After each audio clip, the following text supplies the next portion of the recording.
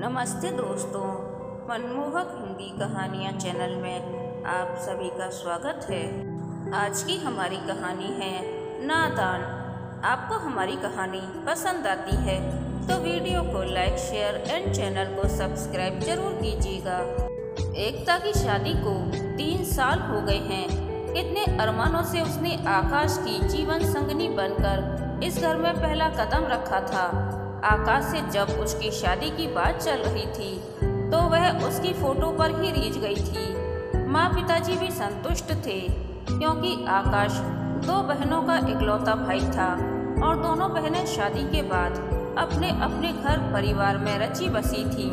सास ससुर भी पढ़े लिखे व सुलझे विचारों के थे। शादी से पहले जब आकाश उसे फोन करता था तो उनकी बातों में उसकी माँ यानी एकता की होने वाली सास एक अहम हिस्सा होती थी। एकता प्रेम भरी बातें और होने वाले पति के मुंह से खुद की तारीफ सुनने के लिए तरसती रह जाती थी और आकाश था कि बस माँ के ही गुणगान करता रहता।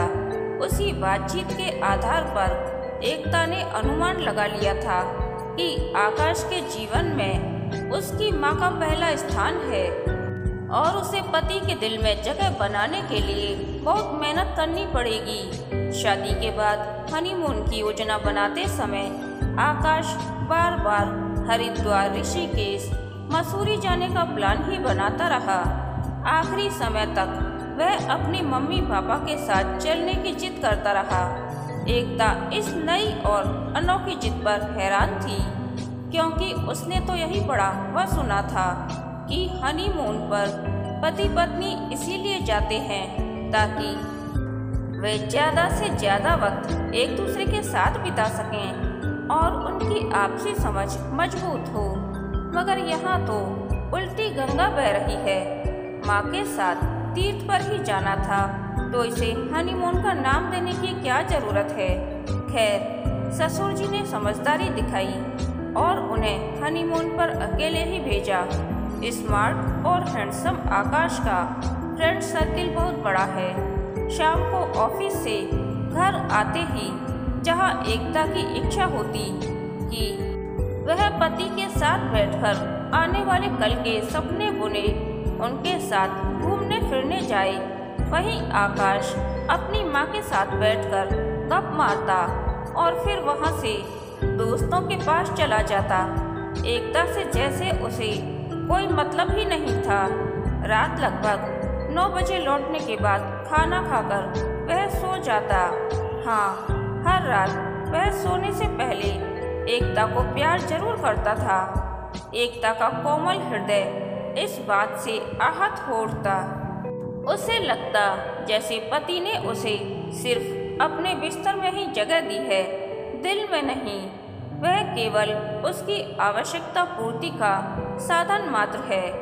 ऐसा नहीं है कि उसकी सास पुरानी फिल्मों वाली ललिता पवार की भूमिका में है या फिर वह आकाश को उसके पास आने से रोकती है, बल्कि वह तो स्वयं कई बार आकाश से उसे फिल्म, मेले या फिर होटल जाने के लिए कहती। आकाश उसे लेकर भी जाता है मगर उनके साथ उसकी माँ यानी एकता की सास जरूर होती है। एकता मन महसूस कर रह जाती मगर सास को मना भी कैसे करे जब पति खुद चाहता है कि माँ उसके साथ रहे। तो फिर वह कौन होती है उन्हें टोकने वाली। कई बार तो उसे लगता कि पति के दिल में उसका एक छत्र राज कभी नहीं हो सकता। वह उसके दिल की रानी सास के रहते तो नहीं बन सकती। उसकी टीस तब और भी बढ़ जाती है जब उसकी बहन अपने पति के प्यार व दीवानगी के किस्से बड़ा चढ़ाकर उसे बताती कि कैसे उसके पति अपनी माँ को चकमा देकर और बहाने बनाकर उसे फिल्म दिखाने ले जाते हैं।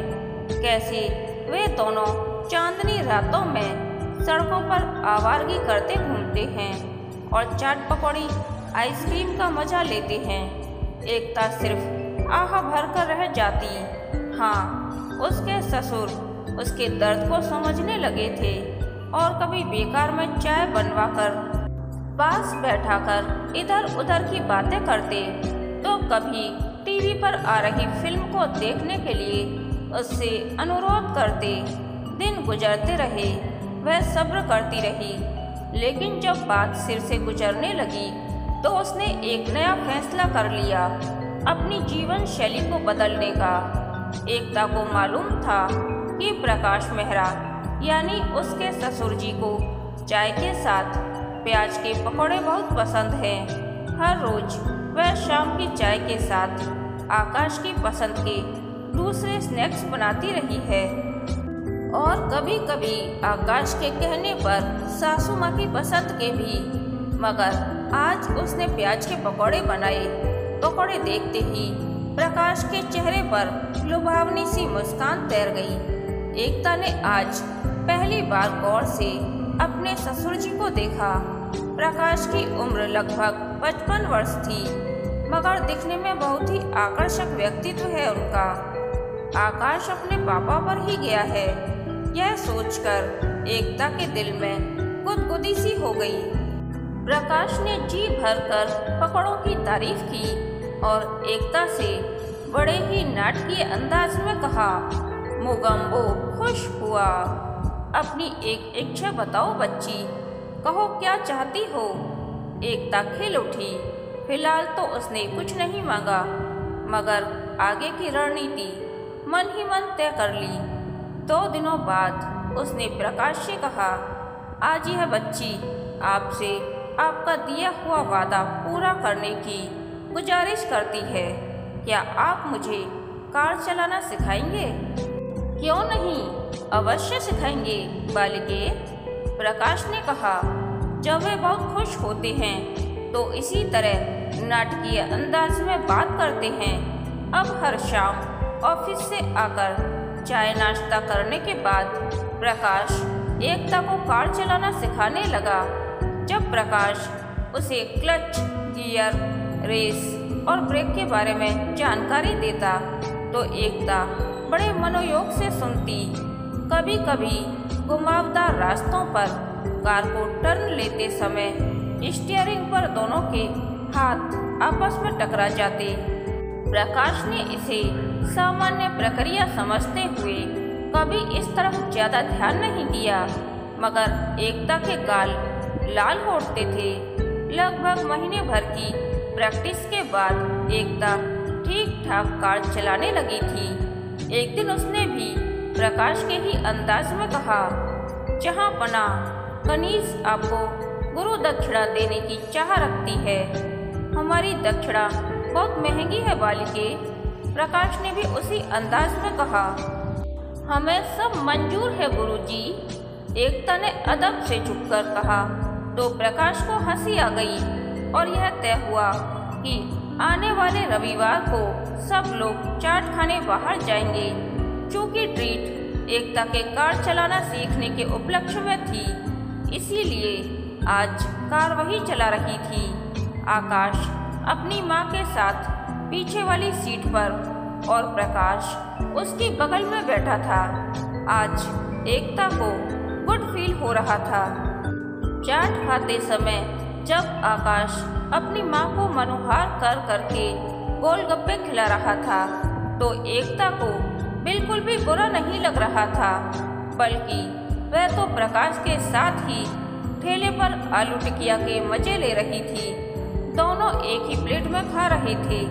अचानक मुंह में तेज मिर्च आ जाने से एकता सी करने लगी तो प्रकाश तुरंत भागकर उसके लिए बर्फ का गोला ले आया। थोड़ा सा चूसने के बाद जब उसने गोला प्रकाश की तरफ बढ़ाया तो प्रकाश ने बिना हिचक उसके हाथ से लेकर गोला चूसना शुरू कर दिया। न जाने क्या सोचकर एकता के गाल दहक उठे। आज उसे लग रहा था मानो उसने अपने मिशन में कामयाबी की पहली सीढ़ी पार कर ली। इस रविवार प्रकाश को अपने रूटीन हेल्थ चेकअप के लिए जाना था। आकाश ऑफिस के काम से शहर से बाहर टूर पर गया है। प्रकाश ने डॉक्टर से अगले हफ्ते का अपॉइंटमेंट लेने की बात कही तो एकता ने कहा, आकाश नहीं है तो क्या हुआ, मैं हूँ ना, मैं चलूँगी आपके साथ। हेल्थ के मामले में कोई लापरवाही नहीं बरतनी चाहिए। दोनों ससुर बहू फिक्स टाइम पर क्लिनिक पहुंच गए। वहां आज ज़्यादा पेशेंट नहीं थे, इसीलिए वे जल्दी फ्री हो गए। वापसी में घर लौटते हुए एकता ने कार मल्टीप्लेक्स की तरफ घुमा दी तो प्रकाश ने पूछा, क्या हुआ, कुछ काम है क्या? जी हाँ, काम ही समझ लीजिए। बहुत दिनों से कोई फिल्म नहीं देखी थी। आकाश को तो मेरे लिए टाइम नहीं है। एक बहुत ही अच्छी फिल्म लगी है, सोचा आज आपके साथ ही देख ली जाए। एकता ने गाड़ी पार्किंग में लगाते हुए कहा। प्रकाश को उसके साथ यह फिल्म देखना कुछ अजीब सा लग रहा था, मगर उसे एकता का दिल तोड़ना भी ठीक नहीं लगा, इसीलिए फिल्म देखने को राजी हो गया। सोचा बच्ची है, इसका भी मन करता होगा। एकता के बगल में बैठा प्रकाश बहुत ही असहज सा महसूस कर रहा था, क्योंकि बार बार सीट के हत्थे पर दोनों के हाथ टकरा रहे थे। उससे भी ज्यादा अजीब उसे तब लगा जब उसके हाथ पर रखा अपना हाथ हटाने में एकता ने कोई दिलचस्पी नहीं दिखाई, बल्कि बहुत ही सामान्य भाव से फिल्म का मजा लेती रही। उन्होंने ही धीरे से अपना हाथ हटा लिया। ऐसा ही एक वाकया उस दिन भी हुआ जब एकता उसे पिज्जा हट लेकर गई थी। दरअसल उनकी बड़ी बेटी पारुल की ससुराल घर से कुछ ही दूरी पर है। पिछले दिनों पारुल के ससुर जी ने अपनी आंख का ऑपरेशन करवाया था। आज शाम प्रकाश को उनसे मिलने जाना था।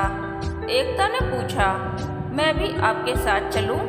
इस बहाने शहर में मेरी कार चलाने की प्रैक्टिस भी हो जाएगी। सास से अनुमति मिलते ही एकता कार की ड्राइविंग सीट पर बैठकर प्रकाश के साथ चल दी। वापसी में उसने कहा, चलिए आज आपको पिज्जा हट लेकर चलती हूँ। अरे नहीं, तुम तो जानती हो कि मुझे पिज्जा पसंद नहीं, प्रकाश ने टालने के अंदाज में कहा। आपसे पिज्जा खाने को कौन कह रहा है, वह तो मुझे खाना है, आप तो बस पेमेंट कर देना। एकता ने अदा से मुस्कुराते हुए कहा। ना चाहते हुए भी प्रकाश को गाड़ी से उतरना ही पड़ा। पास आते ही एकता ने अधिकार से उसकी बाहों में बाहें डालकर जब कहा, that's like a perfect couple, तो प्रकाश से मुस्कुराते भी नहीं बना। पिज्जा खाते खाते एकता बीच बीच में उसे भी आग्रह करके खिला रही थी। मना करने पर भी जबरदस्ती मुंह में ठूंस देती। प्रकाश समझ नहीं पा रहा था कि उसके साथ क्या हो रहा है। वह एकता की इस हरकत को उसका बचपना समझकर नजरअंदाज करता रहा। एकता कुछ और जिद करे इससे पहले ही वह आकाश का फोन आने का बहाना बनाकर उसे घर ले आया। यह देखिए मैं आपके लिए क्या लेकर आई हूँ। एकता ने एक दिन प्रकाश को एक पैकेट पकड़ाते हुए कहा। क्या है यह? प्रकाश ने उसे उलट पुलट कर देखा। यह है ज्ञान का खजाना, यानी बुक्स। आज से हम दोनों साथ साथ पढ़ेंगे, एकता ने नाटकीय अंदाज में कहा।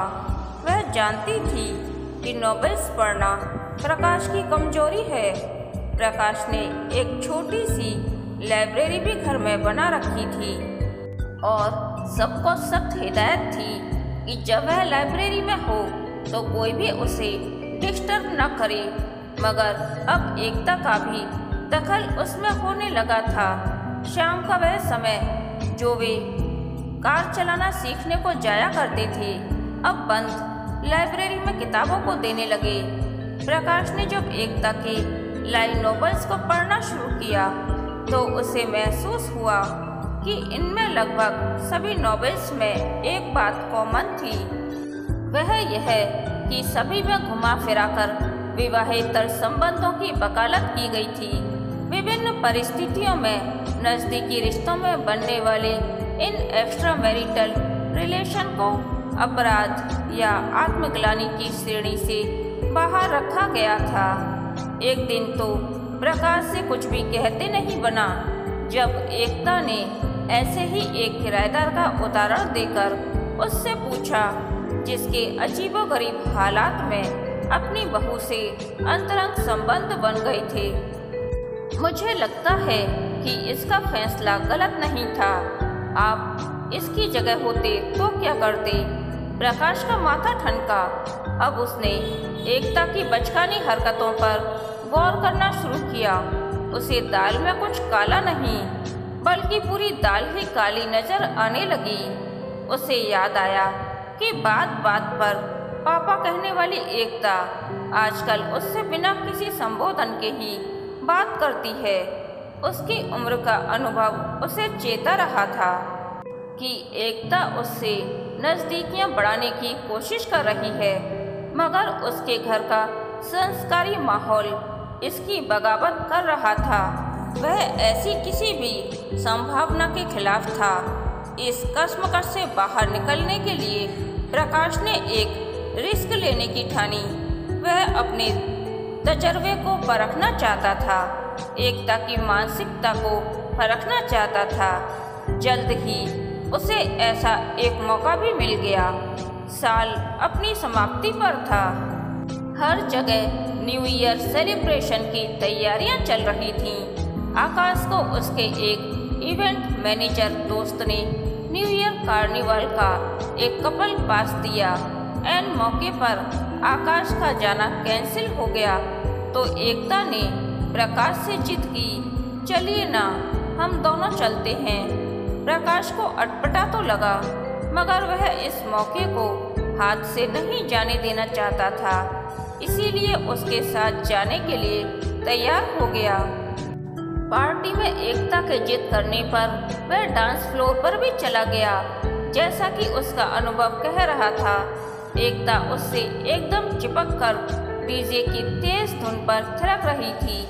कभी अचानक उसकी बाहों में झूल जाती तो कभी अपना चेहरा बिल्कुल उसके पास ले आती। अब प्रकाश का शक यकीन में बदल गया। वह समझ गया कि यह उसका वहम नहीं है, बल्कि एकता अपने पूरे होशो हवास में यह सब कर रही है। मगर क्यों? क्या यह अपने पति यानी आकाश के साथ खुश नहीं है? क्या इनके बीच सब कुछ ठीक नहीं है?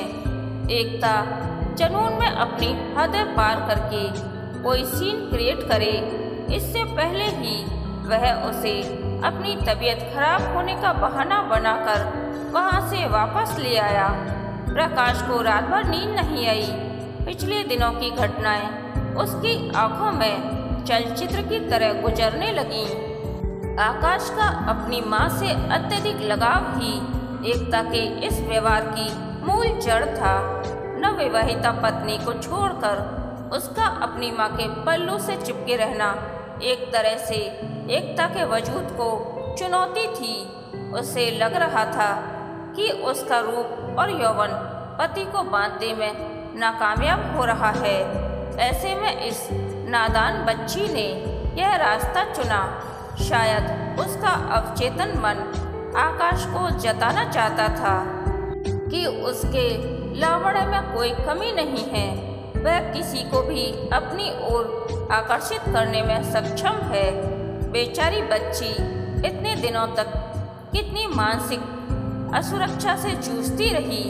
आकाश को तो शायद इस बात का अंदाजा भी नहीं होगा कि उसका मम्मी प्रेम या गुल खिला रहा है, और वह भी तो इस द्वंद्व को कहाँ समझ सका।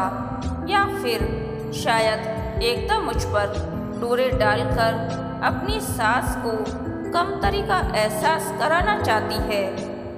कारण जो भी हो, मुझे एकता को इस रास्ते से वापस मोड़ना ही होगा। प्रकाश का मन उसके लिए द्रवित हो उठा। उसने मन ही मन आगे की कार्य योजना तय कर ली, और ऐसा होते ही उसकी आंखें अपने आप मुनने लगीं और वह नींद की आगोश में चला गया। अगले दिन प्रकाश ने ऑफिस से आते ही पत्नी के पास बैठना शुरू कर दिया और चाय उसके साथ ही पीने लगा। वह आकाश को किसी न किसी बहाने से उसकी चाय लेकर एकता के पास भेज देता ताकि वे दोनों कुछ देर आपस में बात कर सकें। चाय पीकर प्रकाश पत्नी को लेकर पास के पार्क में चला जाता।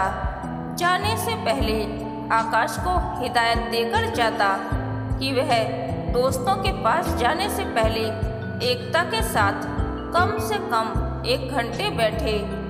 शुरू में तो एकता और आकाश को इस फरमान से घुटन सी हुई, क्योंकि दोनों को ही एक दूसरे की आदत अभी नहीं पड़ी थी, मगर कुछ ही दिनों में उन्हें एक दूसरे का साथ भाने लगा। कई बार प्रकाश दोनों को अकेले सिनेमा या फिर होटल भी भेज देता था। हाँ, पत्नी को अपने साथ घर पर ही रोके रखता। 1-2 बार आकाश ने साथ चलने की जिद भी की, मगर प्रकाश ने हर बार यह कहकर टाल दिया कि अब इस उम्र में बाहर का खाना उन्हें सूट नहीं करता। प्रकाश ने महसूस किया कि अब आकाश भी एकता के साथ अकेले बाहर जाने के मौके तलाशने लगा है, यानी उनकी योजना सही दिशा में आगे बढ़ रही थी। हनीमून के बाद आकाश कभी एकता को मायके के अलावा शहर से बाहर घुमाने नहीं ले गया। इस बार उनकी शादी की सालगिरह पर प्रकाश ने जब उन्हें 15 दिनों के साउथ इंडिया ट्रिप का सरप्राइज दिया तो आकाश ने जाने से मना कर दिया। कहा, हम दोनों के बिना आप इतने दिन अकेले कैसे रहेंगे? आपके खाने की व्यवस्था कैसे होगी? नहीं, हम कहीं नहीं जाएंगे, और अगर जाना ही है तो सब साथ जाएंगे। अरे भाई, मैं तो तुम दोनों को इसलिए भेज रहा हूँ ताकि कुछ दिन हमें एकांत मिल सके, मगर तुम हो कि मेरे इशारे को समझ ही नहीं रहे। प्रकाश ने अपने पुराने नाटकीय अंदाज में कहा तो आकाश की हंसी छूट गई। उसने हंसते हुए एकता से चलने के लिए पैकिंग करने को कहा और खुद भी उसकी मदद करने लगा। 15 दिनों बाद जब बेटा बहू लौटकर आए तो दोनों के ही चेहरों पर असीम संतुष्टि के भाव देखकर प्रकाश ने राहत की सांस ली। दोनों उसके चरण स्पर्श करने को झुके तो उन्होंने बच्चों को बाहों में समेट लिया। एकता ने आज न जाने कितने दिनों बाद उसे फिर से पापा कहकर संबोधित किया था। प्रकाश खुश था कि उसने राह भटकती एक नादान को सही रास्ता दिखा दिया और खुद भी आत्मग्लानि से बच गया। कहानी के अंत तक बने रहने के लिए धन्यवाद। यह कहानी आपको कैसी लगी प्लीज़ कमेंट करके बताइए।